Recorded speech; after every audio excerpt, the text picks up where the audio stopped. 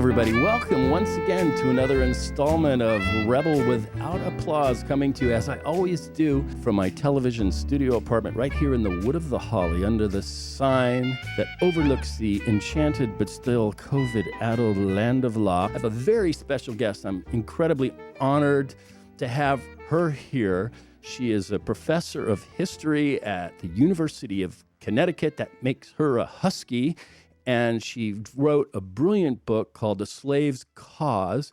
And she came to my attention from a couple of really brilliant op-ed pieces that I read recently in the New York Times. She's here with me now on the other side of this digital thread. Manisha Sinha, welcome. Thank you for having me, Bill. I got to admit, I just finished your book, A Slave's Cause, and it's very exciting for me. I'm a little intimidated because the scholarship that's sitting on the other side of this line is very impressive, and I just hope I can, measure up as we break this stuff down history-wise, politics-wise, current event-wise, and abolition-wise. My first question for you, you wrote this brilliant book, which I just finished in the wee hours last night. Why this deep dive into the abolition movement? Well, I was rather unhappy with the state of abolition studies. Mm-hmm. We had a lot of scholarship on the abolition movement, starting in the 19th century itself. But, the modern history of abolition was very fragmented. There was no one book on the movement as a whole that I really liked. The ones that were there were more like undergraduate textbook readers. And I got fascinated with the movement because, I live in Massachusetts. I taught at the University of Massachusetts for nearly 20 years, and this was really abolition country. And all my sources were here.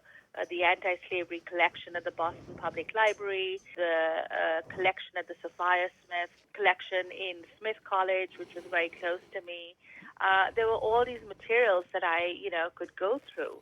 So I decided I'd write a history of abolition. My first book was on pro-slavery theorists, and I actually wanted to write a book about people I actually liked. Just started writing a book on mainly blacks in the movement. But I realized that I really could not write about them in isolation, so it became a bigger book. Then I realized that besides the 19th century, there was actually an earlier wave of abolition in the 18th century during the Revolutionary era that I needed to look at. That was very interesting to me. I don't mean to interject, but that the American Revolution in and of itself was, I think it's quoted somewhere in your book, you mentioned it was the greatest slave rebellion of all time. Well, one historian, Gary Nash, argues that that if you look at black participation in the revolution on both sides and the numbers of enslaved people that ran away from their enslavers during the Revolutionary War, that this would be the greatest unknown slave rebellion in American history. Right. I actually give that moniker more to the Haitian Revolution, which is in fact the only instance of a successful slave rebellion in world history. But you're right. I mean, during the Revolutionary era, a lot of African Americans fought for their freedom in various ways, not just by taking up arms and running away, as Gary Nash argued, but I looked at African Americans, men and women, who were petitioning for their freedom, who were suing for their freedom, writing for their freedom. It was really important for me to have them as a part of the abolition movement. My popular sort of preconception of the abolition movement is a handful of well-intended white Quakers who animated the movement. I guess the most famous one, who's really, I believe, a giant of the 19th century that we don't really talk about, that would be William Lloyd Garrison. But there's really a deeper narrative about black participation in it, and the enslaved being the agents of their own, liberation. But it's this white father complex that, sort of dominates my understanding of history, or at least I'm trying to readjust on that, actually. Right. The popular perception of the abolition movement as just like a handful of do-gooders, a handful of moralistic people in the 19th century who were predominantly white and northern and led by, the preeminent abolitionists William Lloyd Garrison is very close to, I would say, even the academic rendering of the movement. They're generally seen as, these racially paternalistic Northerners, kind of armchair philosophers who'd never been down south but who attacked slavery. They're seen as very bourgeois, very middle class, not having a real sense of the economic problems, either in slave or free society. And I found that to be a complete caricature of the movement. Instead, what I discovered was that this was a radical interracial social movement that included ordinary Americans, black and white men and women, and its actual history was far more fascinating than is normally taught in schools or even in popular venues. And Garrison, of course, was extremely interesting because in a way he kind of personified that interracialism a little bit because he was so supported by the African American community and the ways in which he adopts many of the positions of black abolitionists who came before him. He himself was not a Quaker, but he was a big admirer of Quakers because he was aware of the early Quaker abolitionists of the 18th century who had really headed virtually an international movement to abolish the slave trade and then later on fought against slavery, both in Britain and the United States. So, Garrison is important, but there is a much bigger cast of characters, and Garrison himself talks about them all the time in his newspaper. What was it about the Quaker faith that made them such activists in the cause of abolition? Yeah, that's a great question. I think the Quakers and some other Protestant dissenting sects also, like the Puritans in Massachusetts, but most preeminently the Quakers, their traditions were so egalitarian because they came out of the English Civil War. They were anti-monarchical, anti-hierarchical. A lot of them were, very egalitarian besides the Quakers. You had all these other dissenting sects like the Ranters and the Diggers, and they were talking about redistributing property and ending all slavery on earth. They were a fascinating group of these dissenting Protestants that come out of the English Civil War, all of them Democrats with a small d. The most important, the more mainstream ones, like the Puritans and the Quakers, end up in the New World. And what I found about the Quakers was that they were indeed very much involved, like many other colonists, in the slave trade and in slavery. You had Quaker slaveholders both in the Caribbean and in British North American mainland colonies. But the abolitionists amongst the Quakers were a very interesting bunch because they tended not to be, the big slaveholders, the big merchants. They tended to be people who were of really humble origin. Many of them were indentured servants. They were sailors. And they're the ones who really first start speaking up against slavery within Quakerism. Now, because Quakers have such a democratic religious system too, where you have these meetings, it's not a priest coming up and preaching at a congregation. You have these Quaker meetings where everyone participates, including women, who get up and speak at these Quaker meetings and preach. And it's one of the reasons why the Quakers were also big supporters of the early women's rights movement. And also nonviolence, fellowship of reconciliation. Absolutely, the pacifism. They were big critics of warfare, especially imperial warfare of the monarch. And this emphasis also on inner purity, on the inner light, that begins with George Fox, the founder of the faith himself, who visited the Caribbean and was disturbed at the enslavement of indigenous people and of people of African descent. So I started reading a lot of Quaker theology too when I wrote this book, and I found them to be fascinating. There were, of course, conservatives. There were pro-slavery elements within Quakerism that resisted. Richard Nixon, I believe, was a Quaker, wasn't he?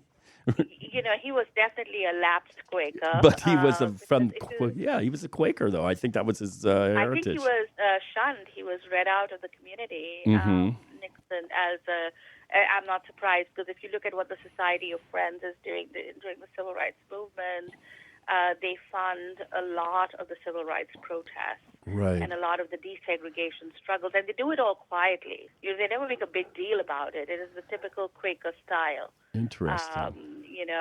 The modesty, the humility of doing these kinds of things. But yeah, so not to romanticize them, but at least the abolitionists, the first thing they do is actually purify their own communities.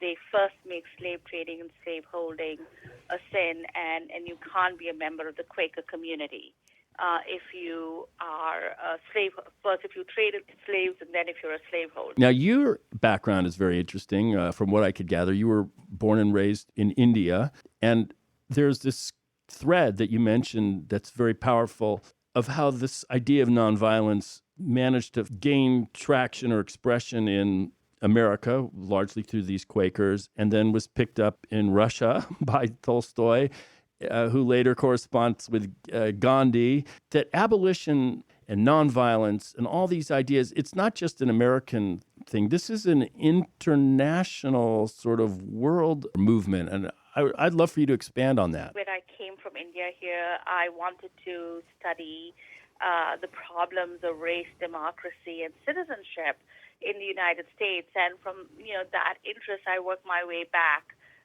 to the history of slavery. And of course, growing up in India, one heard about the civil rights movement. I remember reading, Anne Moody's Coming of Age in Mississippi and the autobiography of Malcolm X in India. Mm-hmm. So one was really interested. We read Martin Luther King. We read Letters from the Birmingham Jail, Stride Towards Freedom. All his books were available in India, and they made a deep impression on me, particularly because of the way in which he admired Gandhi and wanted to adopt Gandhian tactic of nonviolent protests in the United States. And, of course, he visited India too and came up with the idea of affirmative action from our reservations that we have for what are known in the Indian Constitution as the so-called backward castes.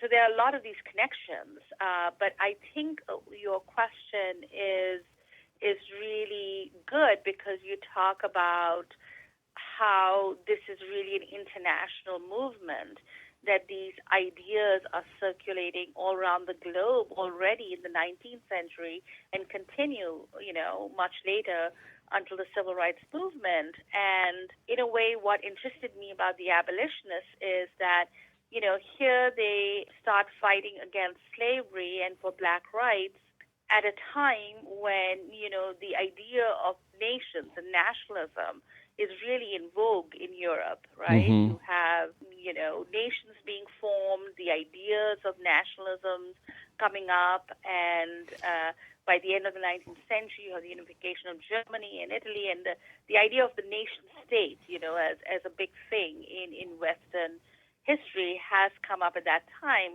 But the abolitionists are a little different, because they're always talking about universal values.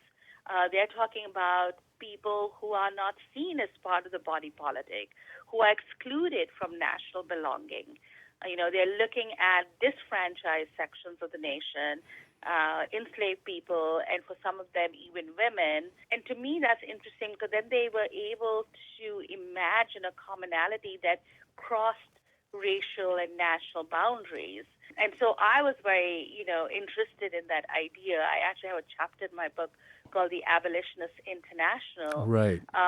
Looking at the ways in which their movement overlapped with contemporary international social movements like pacifism or utopian socialism, feminism. They were interested in all these ideas, and that was actually very appealing to me. I have to say that, I did notice something that I think probably escaped most historians of abolition, which was when I was reading American abolitionists, I came across their mentioning the names of very prominent Indian social reformers and nationalists from the 19th century. Interesting. And because I recognized those names because I, grew up in India and had studied Indian history. So the fact that they were aware of that and that they were commenting on British rule in India and were very critical of it, even though they admired British abolitionists, was really quite interesting for me. So there was that sort of, probably my background that got me interested in some of the anti-imperialist notions that the abolitionists came with that, probably was not that interesting for other American historians. You mentioned this in your book, that many of the, Frederick Douglass, and there's a whole list of them, most of them I had not heard of, but they traveled to England mostly and to Europe, and they spoke, and they attracted big audiences, and they were looking for support. Yeah, the numbers of African Americans and black abolitionists and white, of course, who traveled and did a lecture tour in England, and now they're mapping out their lecture tours in England and in Ireland. But some who went to Europe too, to the international peace congresses, and participated in the reform community in the world. It was quite interesting, and you could definitely say that Gandhi was influenced by Leo Tolstoy, who in turn was influenced by Garrison's ideas of pacifism, and also Henry David Thoreau's famous essay on civil disobedience, because Gandhi really adopts this notion of civil disobedience as nonviolent tactic and of not obeying unjust laws. Tolstoy, I read this book. It was a thick slog. It was The Kingdom of God is Within You. It is not War and Peace, but it is by Tolstoy, and it basically makes the case for this Satyagraha movement as a tool to deal with the tyranny in Russia at the time. So he, as I understand it, he took inspiration from Garrison or those Quakers, kind of travels over to Russia, and then gets kicked over to India. And Gandhi begins a correspondence with Tolstoy, and you can read him. It's called Letters to a Hindu, or Letters from a Hindu. Gandhi names his ashram Tolstoy Farms in South Africa and uses those tools to confront the segregation laws in South Africa, which he later brings to India when he moves there. And then that animates James Lawson, who's, I think, one of these figures that's not really known, but is incredibly important in terms of these ideas working their way around the globe. And you mentioned that in your article. I said, wow, I got to talk to this person. Yeah. James Lawson is fascinating because, he really studied Gandhi, maybe in a way that Gandhi studied Tolstoy's ideas. And he really seemed to have grasped Gandhi's ideas that were, of course, had these Western inspirations, but also had an indigenous inspiration within India coming from the great nonviolent religious sects in India, Buddhism and Jainism, for whom nonviolence, like for the Quakers, is to be cherished as a value in itself, as a religious value in itself. And I think Gandhi, though he was a very devout Hindu, was clearly very influenced also by certain Indian traditions too, of that are very committed to nonviolence to an extreme degree when it comes to the Jains, who literally sweep the ground before them so that they do not step accidentally on an insect. And that term is ahimsa, right? That sort of embodies that. Ahimsa, exactly. And that's a Buddhist term. That comes from the Buddha. Here's the question I have for you. Do you think that this issue could have been resolved without the catastrophe of the American Civil War? Could it have been resolved nonviolently? That's a great question, because that exactly was what Garrison wanted to do. The tactic that he adopted was this, what he called moral suasion, which is moral persuasion. Right? And he got that from Quakers and some earlier Protestant ministers like John Rankin, who had used it and had actually converted slaveholders, including some African American ministers. So that's how he started. He wanted to actually convince Southern slaveholders that what they were doing was evil, was wrong, and that they should get rid of slavery. Of course, the reaction to Garrison's moral persuasion on the part of Southerners was extremely violent. They dug in. They got more Yeah, vicious. they burned abolitionist literature. They didn't even want to read it. Mm-hmm. A lot like the Nazis burned books. They had bonfires of abolitionist pamphlets. They were violent towards anyone suspected of anti-slavery feeling. So there was no freedom of speech or assembly or press when it came to the question of slavery in the South. And the South became more and more closed in terms of slavery and very dug in terms of defending slavery. During the Revolutionary era, you did have some people defending slavery, but the common perception, especially among the great Virginian slaveholding founding fathers, was, that slavery was not something that they were rather proud of or that they would want to defend, even though most of them did not free their slaves. But by the 19th century, Southerners are saying that slavery is a positive good, that they would fight not just to protect slavery, but to extend it and perpetuate it into eternity. And that's when you get a clash. And that's where, people like Lincoln say that, wait a minute, we don't want to be a slaveholding republic. We don't want the United States to be known for slavery. We still want to be known for our founding principles. So these were like the free soil Republicans. They said, we don't necessarily, you want to have slaves in South Carolina. I don't know what we can do about that. But you're not getting them in Nebraska. You're not getting them in California. You're not getting them in Montana. You're not extending it and you're not perpetuating it. Right.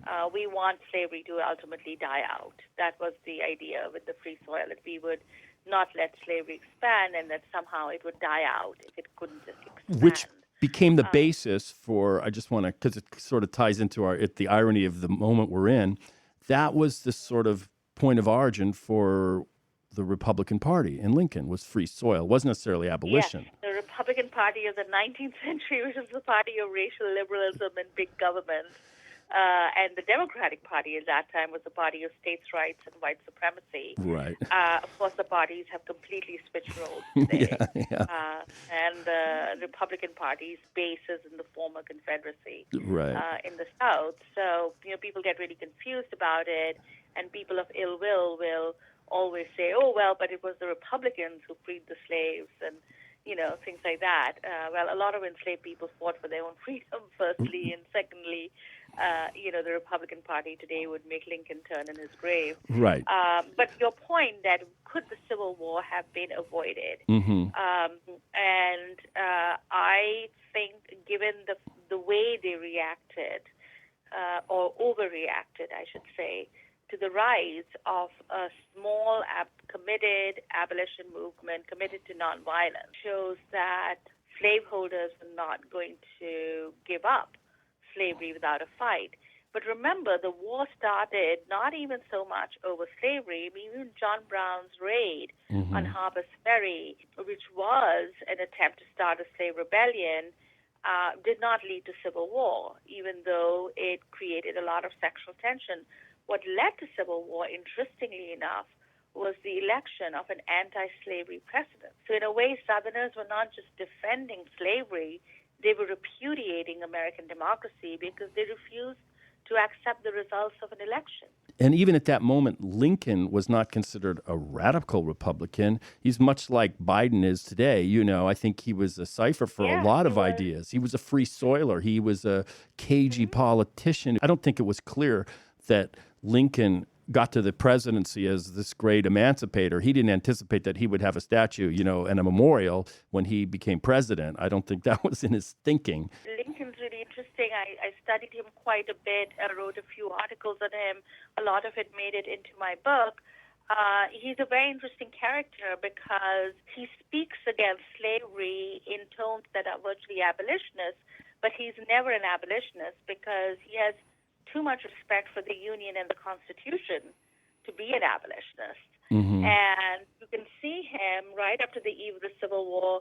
He adopts the constitutional position on slavery, which is in fact the platform of the Republican Party when it actually had a platform. The platform of the Republican Party in 1860 was that the federal government should act against slavery where it had the constitutional authority to do so, which meant It could abolish slavery in the District of Columbia. It could abolish slavery in the federal territory, so this would prevent the expansion of slavery. That is what I call the lowest common denominator of anti-slavery, which is the Republican Party platform. And that's Lincoln's position. He's a moderate. He's not a radical. He's not conservative either, but he's a moderate. He's mainstream of the Republican Party. And it's one of the reasons I think he wins the presidential nomination in 1860. But, you're right. He's not an abolitionist at that time. But during the war, he moves from non-extension to abolition and carries the party and the country with him. And then from that, on the eve of his death, he endorses black citizenship, which is definitely an abolitionist platform, because most white Northerners were not willing to contemplate African Americans as equal citizens in their states. So that was I would say on the eve of his death, he probably came to abolitionist ground by advocating citizenship rights for black Union Army soldiers and whom he called the very educated and literate. He said we should really think about giving. I think he's the first American president to actually publicly endorse black rights. When I was in South Carolina, I was covering the last primary, and I was staying in Charleston. I know you've been there because you wrote the book about South Carolina, but I remember seeing that big statue of John C. Calhoun and Calhoun Street and all the cannons on the battery and Fort Sumter out there in the distance, and this Confederate museum, and you just feel the weight of it all. And I often have wondered, maybe you can shed some light on this because you did way more time there than I did. I was there in the 1990s while I was researching my dissertation, and it really bothered me to see the Confederate flag up on state capitol grounds. In fact, I wrote a letter against it to the newspaper, which is called the Gamecock of the University of South Carolina, for which I got a lot of flack. And immediately, I think a few years after that, the NAACP even had a boycott of South Carolina for flying the Confederate flag. Thankfully, that came down because of the massacre in the Charleston AME Church in 2015. But even that statue of Calhoun that you're talking about, it really used to bother me. It came down. And it bothered finally, the movement for Black Lives. I know, my friend sent me a little video of this big statue being trucked slowly down the main street. And I celebrated. I really did. I never thought that they would take Calhoun's statue down. But you have to give credit to the movement for Black Lives and the attempt to take down all these Confederate pro-slavery statues that eventually has led to the banishing of Calhoun. Yes, he finally got out of it. They kicked him out of Charleston.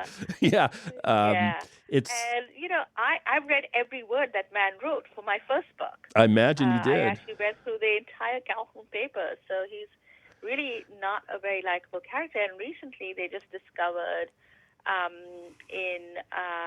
think it's in Clemson University, they discovered graves of hundreds of his slaves there.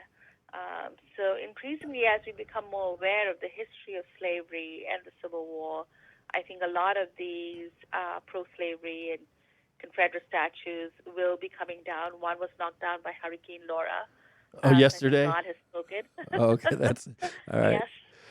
I think most sensible Americans, I think, are very much against having these Confederate statues litter our public landscape. Hundreds of thousands of white people in the South, for some reason, marched willingly and thrillingly to their death in defense of slavery during the Civil War. And understanding what animated that, I'm going to probably die so this guy can have slaves. I'm a yeoman farmer. I'm a blacksmith. I don't know anything from slaves, but I'm going to go die for this. The psychology of that is mysterious to me, honestly. Well, a lot of people fought because they lived in states that seceded. And remember that the Confederacy had conscription before the Union.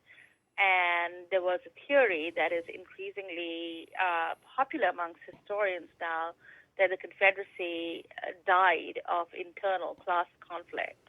that it was not just superior arms and numbers on the part of the Union, because after the Vietnam War, we know that that is not sufficient to win a war. I think it's quite clear that a lot of non-slave holding whites actually deserted from the Confederate Army in very large numbers, that they may have gone marching willingly. Now, this is the point of contention among Civil War historians and those who write about the Confederacy. But I'm with those historians who really point to these rising desertion rates and the demoralization within the Confederacy. You know, they say a war exposes the cracks in a society, and I think it did in the South. So we have this mythology that somehow all Southern whites went willingly and, you know, they all fought for the Confederacy, etc. But actually the history is a little messier. And, you know, certainly enslaved people took it as a chance to defect Right. Union Army lines. And we know that many non-slave holding whites also deserted in large numbers. And all of that's true, but there is still the mortality. I mean, the people, they died. I mean, thousands upon thousands have died in the Confederacy. And it keeps going up. Yeah. Now they say like 750,000 Americans nearly died. Ironically, that was the number of the number of African Americans, free and enslaved in this country during the first census of the Republic. 700,000. There were around 700 to 750,000 African Americans in the United States, and that's the number that died. So that falls under the category of karma, which you might know something about, right? You know, the death. Well, you know, it's in Lincoln's second inaugural. Until every drop of blood drawn by the lash is paid for by one drawn by the sword. The Interesting. Guilty land or not. I mean, if you read Lincoln's second inaugural, I sometimes wish that Daniel Day-Lewis, you know, he says that at the end of the movie Lincoln, but you kind of lose it. I wish the director had Spielberg had actually put the words on the screen so that everyone could read it.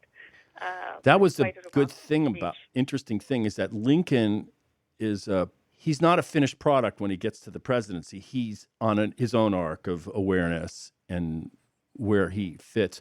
You know, one of the books that just blew me away, I read it, I don't know, a year ago, is Reconstruction in America. And W.E.B. Du Bois, who I know must have been just a foundational person for you as a historian in terms of your research and understanding of the Civil War and the later Reconstruction. But one of the points that I recall from the book was that one of the big turning points in the Civil War was what the slaves, you know, walking out and joining the Union Army, which encouraged a lot of the defections back to the plantations of the white soldiers because they had to tend their crops or they would starve. So that was another big, at least as he expressed it, and I think I understood it, a big factor in understanding the outcome of the Civil War. Absolutely. No, and that's a classic. Du Bois's Black Reconstruction in America is a classic, and if you remember the subtitle, it was like the role that black folk have played in reconstructing American democracy.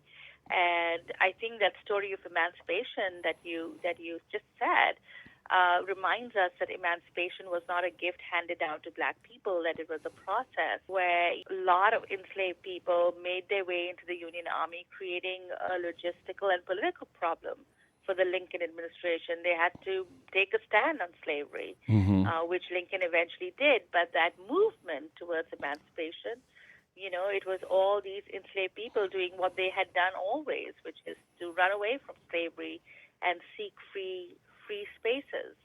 And they did that during the Civil War. In my first book, I actually end with the firing on Fort Sumter, and already you have enslaved people looking at the war as a war against slavery, long before most people did. Maybe abolitionists, radical Republicans, but yeah, they are the prime movers. And in a way, Du Bois, said that. He said that in Black Reconstruction. That was his thesis about emancipation, and it's one that is increasingly accepted Right, and by historians today. it seems to me that Reconstruction in and of itself, and I don't want to leave anybody behind who's listening, Reconstruction, you can correct me if I'm wrong, basically encompasses the 10 or so years after the end of the Civil War, so 1865, 1875, maybe 78. That's the period commonly referred to as Reconstruction, and I consider it perhaps the most misunderstood period, at least on a popular level, of American history. And until people sort of understand the triumph of it and the terrible tragedy and loss of that period, it's hard to reconcile the idea of reparations or where we stand in the current moment or what those 100 years were between 1865 and 1965, unless people get a clear idea of really what went down in those 10 years. And, you know, I welcome your thoughts. The abolition book sort of comes right up against it. Let's get in there. But No, it would have been too big if I went to the Civil War. Yeah. But I'm actually writing a book about that right now as we speak. Reconstruction. Which covers the period. Yeah, I'm writing a book on what I call the Reconstruction of American Democracy after the war. And you're right. It is usually refers to that sort of 10-year period immediately after the Civil War, when the federal government actually made an attempt to establish black citizenship. Right. And create the interracial democracy that we live in today. And it was a remarkable period. My advisor at Columbia wrote the modern sort of book on Reconstruction, Eric Foner. Yeah. And, very much inspired by Du Bois.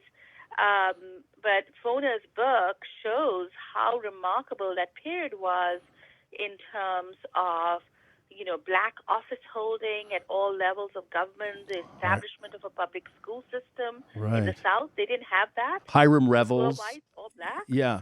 Yeah. And,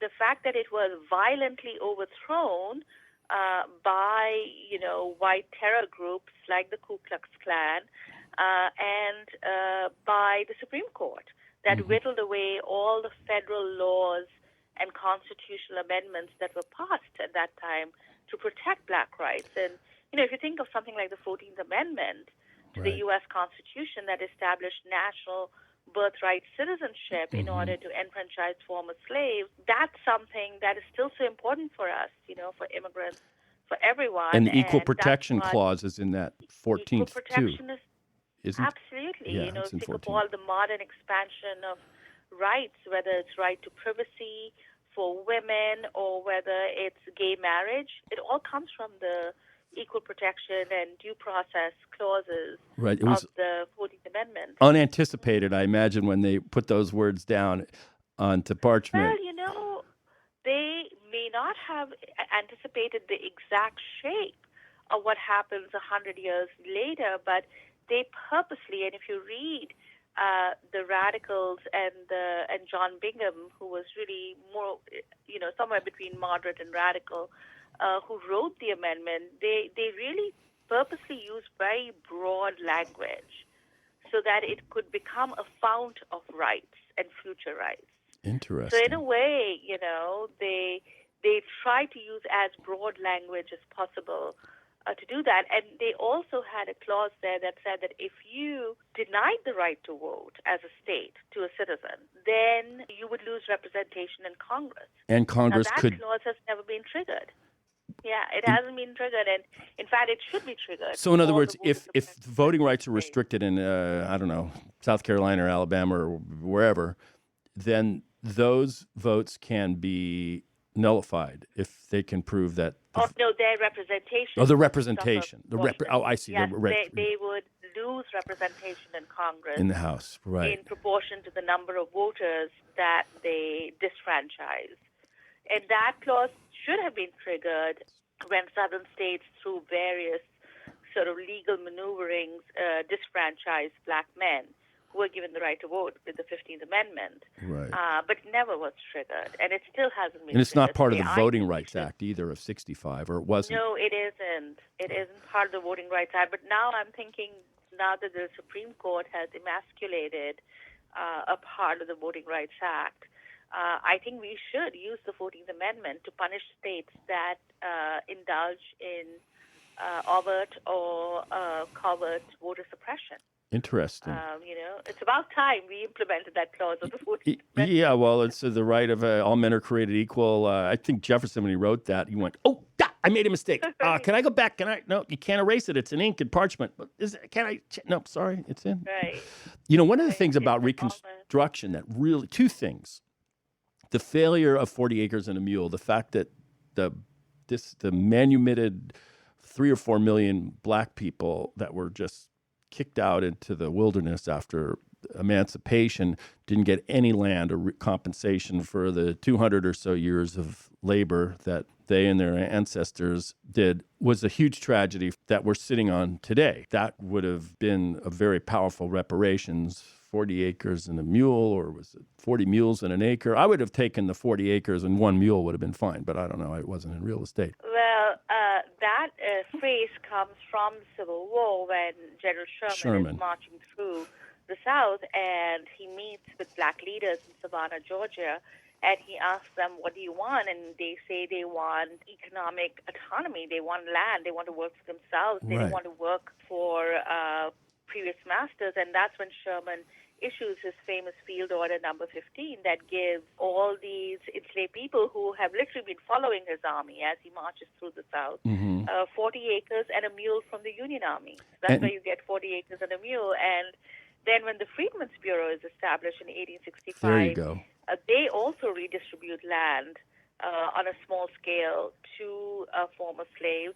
So there is an expectation during the war. There's like millennial hopes that they will get land. And abolitionists always said that if anyone deserved compensation for years of slavery, it was not slaveholders, right? And which they demanded for loss of property, but it was the slaves for generations of unpaid labor. Lincoln also approved of this, and the Freedmen's Bureau confiscated a lot of lands that were abandoned or where taxes had not been paid. And on a small scale, they started redistributing amongst former slaves. Unfortunately, Johnson becomes president when Lincoln is assassinated, and he returns all that land. And he rolls it back. Rolls back. Yeah. And that expectation that land would be redistributed dies. But many of the great radical Republicans like Thaddeus Stevens and Charles Sumner, who were really abolitionists at heart, wanted to redistribute the land.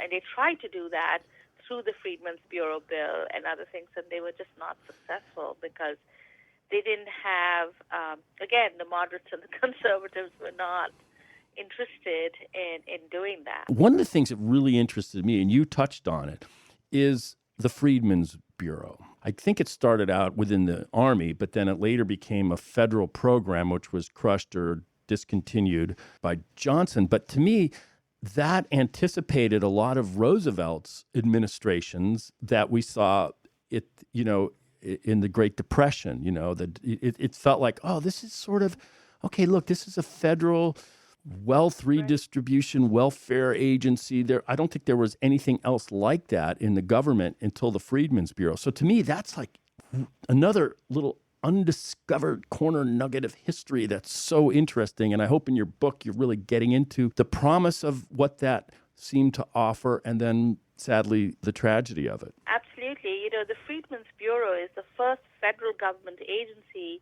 that is formed in order to oversee the transition from slavery to freedom in the South, and to act as a kind of a mediating group.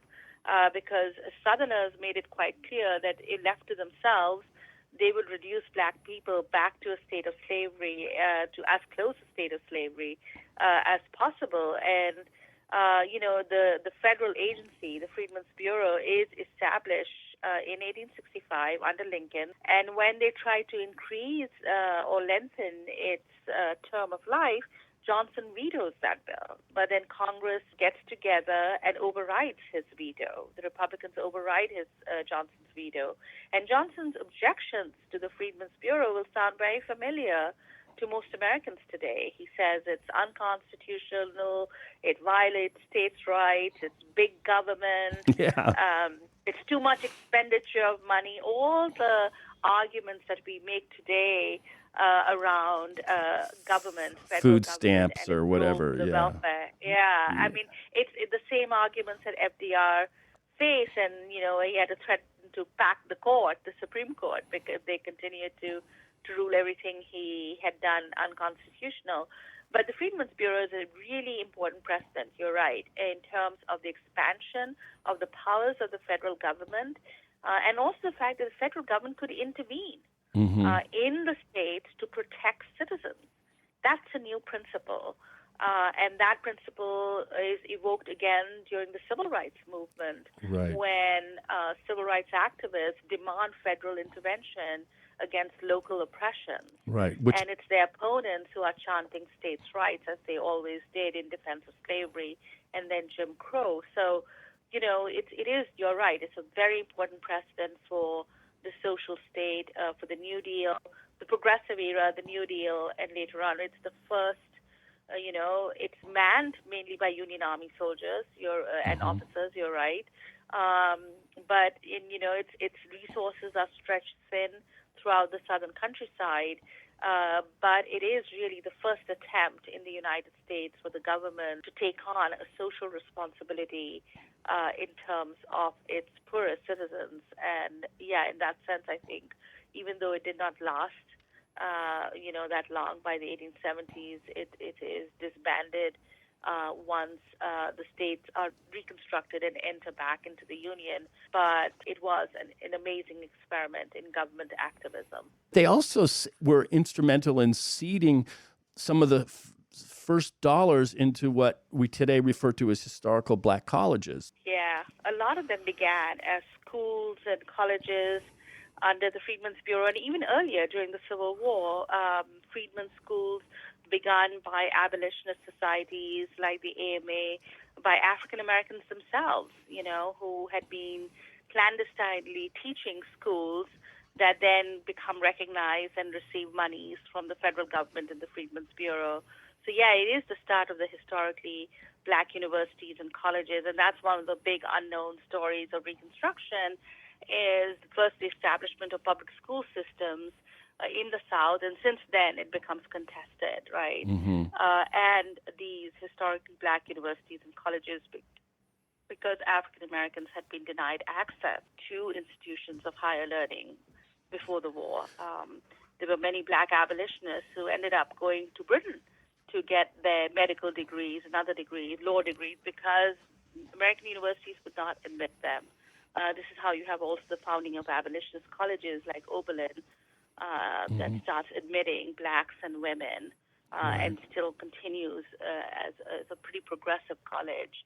Right. So you're right. I mean, it's a fascinating story, and I actually really liked your script because, in a way, even though we know a lot about the civil rights movement, it always devolves around a few pivotal figures. And we don't know James Bevel, we don't know Diane Nash, and we should know these people much better than we do. Or even James Lawson, I think, is such an important strategist. That's how I felt about the abolition movement. I'm like, okay, so Frederick Douglass, Harriet Tubman, you may know William Lloyd Garrison, but you don't know, virtually an army of men and women, many of them who wrote and did very interesting things. The women it had their little clutches or their little get-togethers. They called them sewing circles, and those became nodes of organization and activism. Absolutely, and it's the way, social protest movements work. It's at the grassroots, it's ordinary people, it's teachers, it's women, it's people whom you normally don't think of in leadership positions who take a leading role in creating those cultures of protest. And you're right. I mean, even teaching an enslaved person was a crime in the South. So that was, I look at the books that they distributed in some of these Freedmen's Bureau schools, and it's really interesting. They talk about black heroes in history. They're written by abolitionists. And it's like they're not just teaching reading and writing, but they're also teaching black history in a way. And this was happening in the 19th century. The stories that were coming out, the most famous of which is Uncle Tom's Cabin, but it was basically a whole genre of literature and story of these very exciting escapes out of the bowels of the Confederacy. I became fascinated by all these fugitive slave narratives because they were the best reposed, the best answer to Southern slaveholders who were writing pro-slavery ideology and saying things like, we take very good care of our slaves. They're like part of our family. We feed them, we clothe them. And they had all these sort of Moonlight and Magnolias myth about slavery being very paternalistic and benevolent. And the people who could really present the real picture, the reality of slavery, were former slaves. And that's why slaveholders hated them so, why they hated Frederick Douglass, etc., because their narratives became international bestsellers. And you're right, an inspiration for Harriet Beecher Stowe's Uncle Tom's Cabin. In fact, when her novel becomes this international hit, and when she's challenged, she publishes a key to Uncle Tom's Cabin, which she lists all the slave narratives from where she had gotten her stories. Interesting. So it's like she footnoted her novel. It was interesting. The key to Uncle Tom's Cabin is actually even more interesting than Uncle Tom's Cabin because she names all the narratives that had inspired her. Because Harriet Beecher Stowe was not a slave. She was not black, I don't believe. She was a storyteller. She belonged to a very eminent anti-slavery family, not abolitionist so much, but Father Lyman Beecher was a very prominent minister. Her brother, Henry Ward Beecher, became a very prominent minister.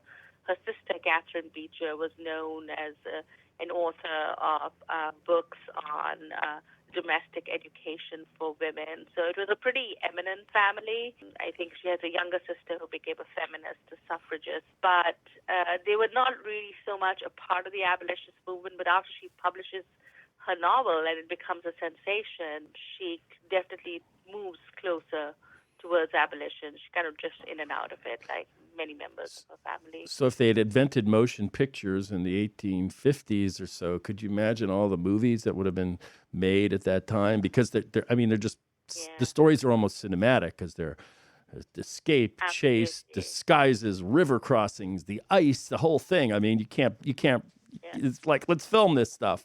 I mean, if you think of the success of something like 12 Years a Slave, I mean, I was teaching that narrative in my undergraduate lecture seminar for years.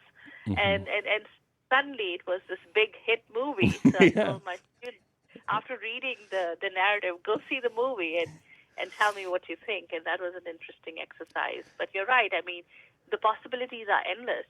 There's so many of these really interesting books. I think actually somebody should do a film on the abolitionists. Your challenge as a historian is that you've got to narrow and select and pick, a few characters that you can follow, and they're in a way standing in for all the other people that we can never know about. For example, I wrote The Children. My challenge was I got to reduce this to something that people can follow. I have to make it intimate. I have to make it personal. There's a love affair in the middle of this between Diane and Bevel. And so it's a massive act of reduction to kind of tell a story has an intimate canvas and maybe a larger social canvas. I would like to tell, this is Bill, if I was a bigger, Macher in the Wood of the Holly here. I have this thing to start with two stories, Bury My Head at Fort Pillow, that I just feel Nathan Bedford Forrest is this insane cavalry officer in the Civil War who perpetrates a massacre on black Unionists who surrender this fort. Right. And then he becomes the founder of the Ku Klux Klan during Reconstruction. At the same time as you mentioned that there were some examples, and I think it was that Jefferson Davis's plantation was operated when he vacated by a group of black people that were operating a communal kind of arrangement, and this struggle across, starting in Fort Pillow, but then fast forwarding into this period of Reconstruction. I just think there's something there. That would be an interesting story too. Davis Ben, Jefferson Davis's brother, who allowed his enslaved people to manage his plantation, and in the end they tried to do it on their own during Reconstruction till they are actually booted out of there after the fall of Reconstruction.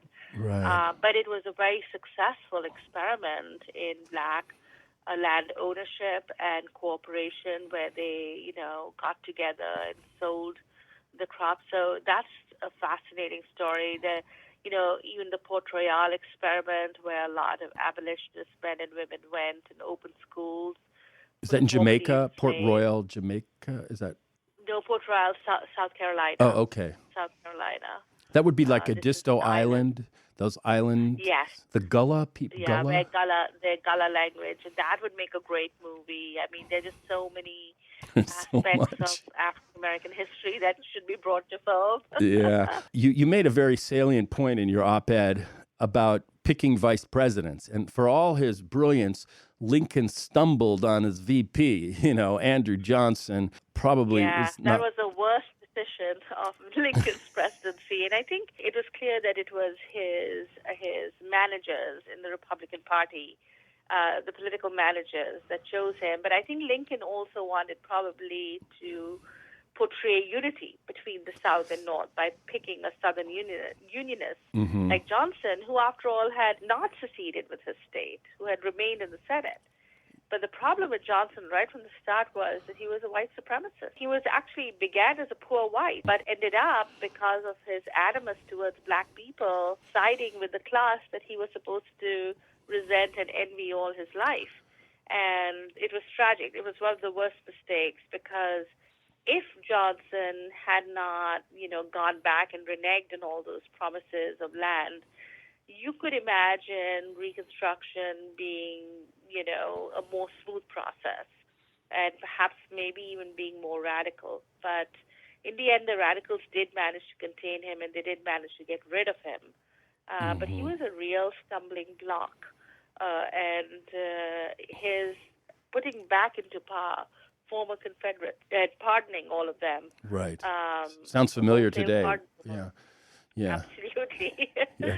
That's why when people say that Trump is like Andrew Jackson, I'm like, no, he really isn't like Andrew Jackson that much. Yeah, He's a lot more like Andrew Johnson. Yeah, well, I think he considers himself the greatest American president since Jefferson Davis. That's sort of my, such hubris, such narcissism, And we didn't really get into some of the inequities in our Constitution, namely the Electoral College that makes it possible. That's probably another discussion. I don't know how you re-engineer that. We need a constitutional amendment, which would be tough to get, but, all constitutional amendments have been tough. We, after all, made the election of senators direct elections, right? And for a long time, there have been attempts to get rid of the Electoral College that have not worked. And the South has mainly objected to it because they know, Southern slaveholders knew that the Electoral College gave them that extra power and weight in national politics. Right. And it's just an undemocratic system, and I think it's outlived its usefulness. We're stuck with something that's kind of arcane right now, I think. Absolutely. We are. I mean, I really think the Electoral College is undemocratic. There have been so many times in American history. I'm thinking also of 2000, our own lifetime. Yeah. Very arbitrarily, Bush won the election. And with Trump, who had the largest losing vote count of any victorious candidate for the presidency. Now, the largest in American history. So it shows you how wrong things can go. Right. And I still have to explain to people outside this country how come Hillary Clinton lost, even though she had nearly 3 million more votes than Trump. Right. Now, are we the only republic or democracy that doesn't elect its chief executive by a basic popular vote? Yes, I think no modern democracy has that. When you have an entire branch of the government, the executive, with that much power, it should be a democratic election, one person, one vote. And this notion that somehow we should balance all these different areas is actually just a cover for giving certain kinds of voters in certain areas that much more power over others. Right. Which, we are against aristocracies. We are against hierarchy as a republic. So I think it's about time we just get rid of that. I think having popular elections for the president is definitely the next step in terms of reforming the democratic system, besides guaranteeing voting rights. I mean, voting rights are so fragile in the United States, that people can use the kinds of mechanism that Southern slaveholders used to deprive black people of the right to vote. Those mechanisms are still being used now in various states, both South and North, particularly in the South, to deprive people of the right to vote. When you have urban areas with the population is so large, and then you shut out all the voting booths, or there should be, in fact, President Obama suggested it at John Lewis's funeral, and I think it's a really good plan of action. A lot of voting reforms, making voting a national holiday, registering people automatically as they're born in the United States as citizens. There's a lot we can do before we go down the route of the Constitution Amendment. But I think that is in the future. I mean, that is something that's anachronistic. It's long outlived its usefulness, and it always protected a minority, first with Southern slaveholders, and now people in sparsely populated states where their vote is equivalent to that of hundreds in another state. Yeah, where I live, in Hollywood, in California. Exactly. Yeah, my vote doesn't matter, but I vote. I mean, California is like a country, it's got so many people. Yeah. And, it's about time. Wow. Manisha, you're just, I'd love to meet you. You're just so interesting. You've got so much to offer and share. I feel so honored and privileged to have you on my little humble Rebel Without Applause podcast. And I want to thank you for a couple big thank yous. One, for just talking to me, responding to me, and having this conversation. It's illuminating, in your book, and also reading my screenplay, The Children. Thank you. It was fun talking to you. When can we expect your Reconstruction book? So it's under contract with Live Right, Norton. So I'm hoping that they will have the complete manuscript by next summer. Then it takes them a few months to produce it. So earliest, I would say 2022, when hopefully we have a Biden-Harris administration. Yes, and I know you took special pride because of your heritage and Kamala's ascendancy. I always thought that was what was going to happen. I felt like when she, gave him a hard time in one of those debates, if she was the faithful sparring partner, punched him right in the face and said, "Wake up, dude. This is hardball. You want to be president, raise your game." And I always felt that he was indebted to her for punching him in the face like that. So, I must say it was very big of him, and it shows that he is not afraid of having somebody who is powerful as his, as his running mate. Can you imagine Trump reacting to this? Trump said that, how come he chose her? Because she was so mean to him. Yeah, all these girls are so mean. All the girls are really mean. Mean and nasty. I know. It's also playgroundy with him. He's such it's like, we'll get through it. And the main thing is we got to get the other side of this virus, and you've got to keep doing your important work, because I feel like so much of the social progress that, we're hoping for, you need to understand the truth of our history. You talk to people about reparations as a conversation. What are you talking about? Together, Obama was president. LeBron James, come on. What do you want? But they don't understand what happened in Reconstruction, or what Jim Crow really was. And I feel like America's more trapped in the mythology of our history. And as we get closer to the truth, I think that can be helpful. And you're a warrior for truth. So appreciate what you're doing, and congratulations on the book. And I hope I get to meet you in person sometime. Thank you. Thanks so much for having me. All right. Bye-bye. Bye-bye. So there you have it. Manisha Sinha, a brilliant historian from Connecticut, sharing her thoughts about her deep dive into American history. Till next time, folks, namaste, shalom, and aloha. Namashaloha.